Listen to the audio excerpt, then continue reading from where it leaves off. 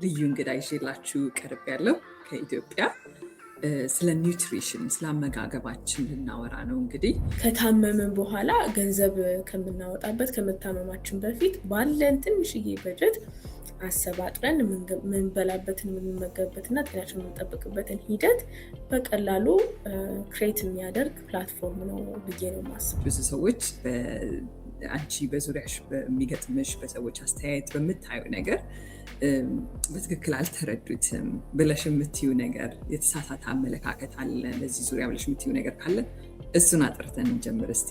ምንድን ነው? ካልወፈርን ካልከሳን ወይ ካልታመምን ስለ ምግብ አያስፈልግም የሚል በጣም የተሳሳተ አመለካከት አለ እና ብዙ ሰውም የሚመጣው እነዚህ ሶስት ችግሮች ሲፈጠሩ ነው። ወይ ታመው ነው፣ ወይ ወፍረው ነው፣ ወይ ከስተው ነው። እንደው ያለው ተጽዕኖ ምንድን ነው? ስኳር መውሰዳችን ከሰውነታችን ጋራ ሰውነታችን ላይ የሚፈጥረው ተጽዕኖ ምንድን ነው?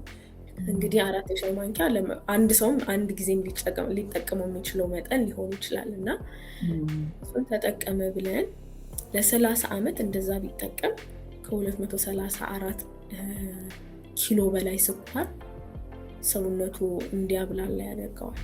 የምንሳሳተው የሚመስለኝ ነገር የምግቡ ኦርደር ነው።